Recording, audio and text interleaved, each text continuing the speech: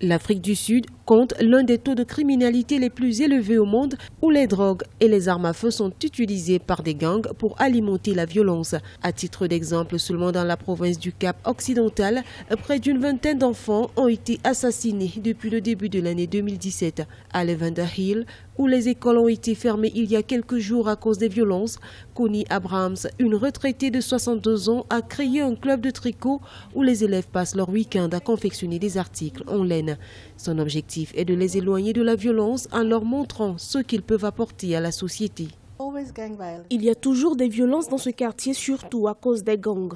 Ils sont toujours en train de se battre, mais le club de tricot pour lequel je me bats permet de garder les enfants loin du danger. C'est comme un refuge pour eux où ils peuvent venir un samedi après-midi juste pour sortir de l'environnement de violence.